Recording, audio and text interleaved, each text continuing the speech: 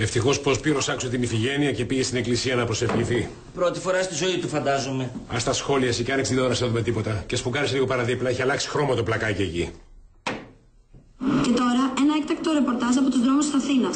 Μπαλκόνι παλιάς μονοκατοικίας κατέπεσε πάνω σε περαστικό την ώρα που βρισκόταν ακριβώς από κάτω. Και από ό,τι φαίνεται ο περαστικός δεν έπαθε απολύτως τίποτα. Καλημέρα σας. Πείτε μας. Πείτε μας, είστε καλά? Καλά. Τι κάνατε, εσείς θα μου πείτε τι. Από ό,τι βλέπουμε σας έπεσε ένα ολόκληρο μπαλκόνι στο κεφάλι. Τι έπεσε? Ζείτε από θαύμα. Ο αδερφός μου.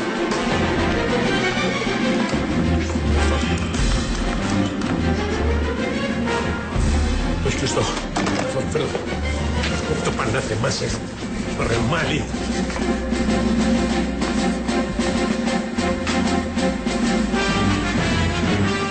Επειδή το πιο σπουδαίο θαύμα σε όλο τον κόσμο είναι η δύναμη της αγάπης που άρα τα καταφέρνει, θα μαζέψουμε χρήματα.